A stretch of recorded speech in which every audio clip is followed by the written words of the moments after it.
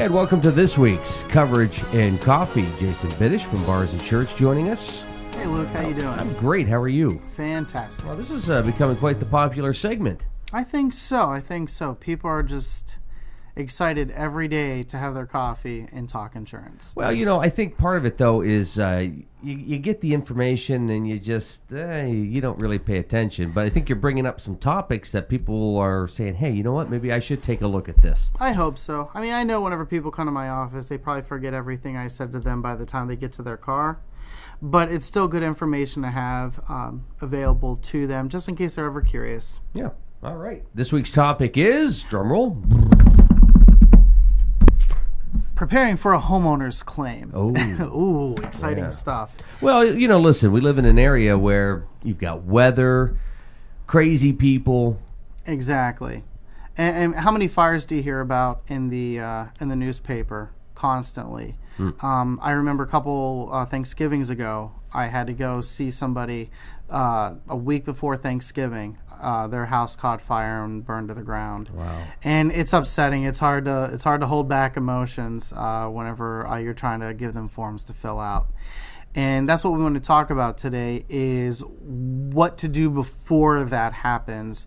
And as an insurance agent, I'm supposed to think the worst of everything. I'm supposed to say, if the world ends, this is how you prepare for it. Mm-hmm. And it's unfortunate. That's why my hairline recedes. But this is something that we have to take seriously when it comes to protecting your family and your home. Okay. So, like I said, claims are scary, and I'll just go right into a story. A coworker of mine accidentally burned his house down a couple years ago. It was really scary. They're like family to me, and knowing that he almost burned his house down, and it was something simple that happened. I won't tell the whole story because it'll just embarrass him.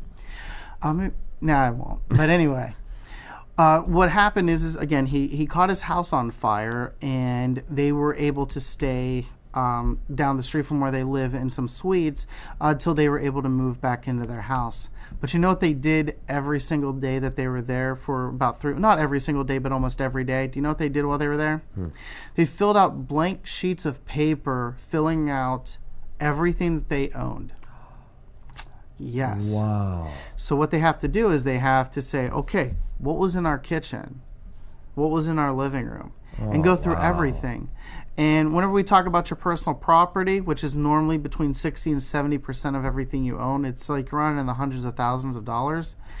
You have a lot of stuff in your house. I just moved into a new house, and I just said, holy crap, I have a lot of stuff. And if I lost a lot of that stuff, how am I going to replace it? But again, how am I going to remember it when my house just caught fire? Because when your house catches fire, I mean, I'm no psychologist, but if your house caught fire, your head is probably in 10,000 different places. Right. Where am I going to get clothes? Where am I going to stay? What did I lose? Especially the sentimental things. And so, like I said, what they did, and when I went to visit them, they were normally filling out these sheets on what they owned. So what I've been telling everybody to do, and I suggest everybody to do this, and yawn now because it's going to be really boring later, is go through your house and write down what you own. Okay, so if you go into your living room, if you're good with Excel, okay, or make a little grid and say, okay, in our living room, we have our couch. Maybe you remember the brand of the couch. Maybe you remember where you bought it from and how much you paid for it.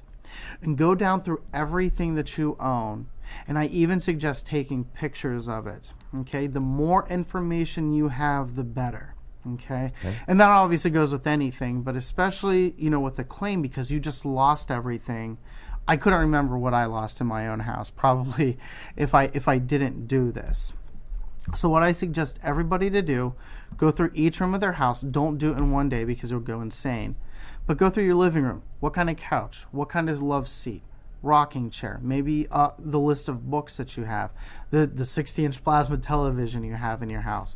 Get serial numbers if they're available. On electronics, there's always that plate on the back that says, the serial number for that. So that's always helpful. Then put that on an Excel spreadsheet. And at the bottom, there's those little tabs. You know what I'm talking about? Yeah. You can make another worksheet. I'd separate them out.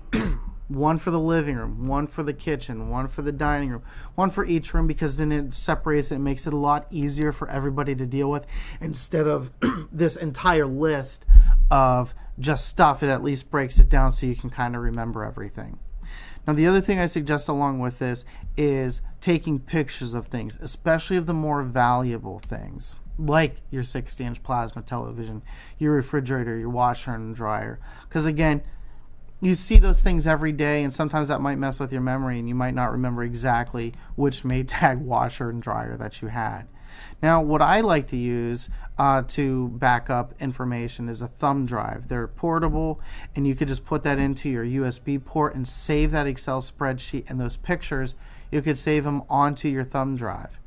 But what I also suggest, I was a college student, and I had to have 2 papers done by the next day, and I stayed up till 5 o'clock in the morning typing those papers, and when I got ready to go to class, they weren't on the disk. Ooh. Yeah, so I didn't do too well in that class. But what happened, so what I suggest to everybody, which I should have done, was print when I was done, and I suggest the same thing to you guys, is to print off that list, and maybe even print off, maybe go to Walmart, go to like a local photography studio, and have them print it off for you. So then you have a paper copy, and you have an electronic copy of what you have in your house. So whenever you go to the claims adjuster, you have a lot of information for them. Because, and I forgot to tell you this, when you do have a claim, especially if it's a large claim like a fire, like a wind claim where you can't live in your house, is you have you get blank pieces of paper, at least gridded paper, but you also get a $200 card from the Red Cross. Whether that amount has changed or not, but I know that I've seen that in the past. Oh, wow. Which is nice to help out and, you know, put some clothes on your back and some food in you and your kids' stomachs. Okay, but the last thing, one of the last things I suggest is when preparing for a claim, what do you have to pay out during a claim? You have to pay your deductible. Okay. And a lot of times, you know, we Americans have a hard time saving enough as it is. But what about if a claim occurs? Okay. What I suggest, if you have extra money, okay, instead of spending it on something really shiny and cool, go ahead and make an envelope and put it into your little firebox. And along with everything else, you buy a firebox at Walmart, wherever. Buy a firebox. Keep all this information in here, but keep an envelope in there for your deductible. So then, if you do have a claim, you're not scratching around asking to borrow money or saying, "Oh man, we have to pay out this $500 deductible. What are we going to do?" It at least is waiting there for you. Mm-hmm. And I would also suggest in that envelope, maybe setting aside some money just in case you do have to stay in a hotel. Because again, claims, you don't plan for claims to occur. Okay, you plan for what's going to happen after the claim occurs. And nobody expects their home to burn down. Nobody expects to be in a car accident. But fires do occur, and you got to be prepared. So prepare by, again, making a list, saving it to a thumb drive or a CD, printing it out, and making an envelope of money for your deductible and for expenses that you would have while you're staying in a hotel. So then you have that money set aside for a claim. Because again, you're going to pay a deductible, and then on your loss of use coverage for your loss of use, you pay for the hotel first before they pay you. If you can't pay for a hotel, they're not going to give you money. So if you have that money set aside, you're going to sweat a lot less. So when I'm making my Excel spreadsheet, and I go to the internet to print out my Heart of the Ocean Blue Crystal Titanic necklace. Right. Go on. I know you have two. I can go ahead and just throw that in there and hand that to you when the Yeah, house? you can. Yeah, you just hand it to me. They are going to expect you though to buy this stuff too and show receipts. Okay. Oh. That's to keep fraud from happening. Okay. Okay. But this is what they're going to do is they're going to say, what did you have, and then what did you get. So if you have the list of what you had, it's going to be a lot easier to find what you got to get. So going to HomeDepot.com, Walmart, Sears, whichever, at least you have a list to go off of. Because if your mind is blank after a fire, which it will be, or a big blur, this is going to make life a lot simpler for you if a claim ever occurred. Alrighty, some great advice, great tips, and of course, Jason, if folks want more information or if they want to schedule an appointment to sit down with you, how can they reach you?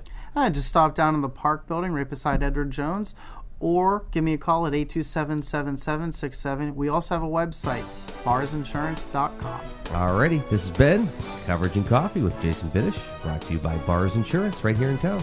Jason, thank you. See you next week. Thank you, Luke. See ya.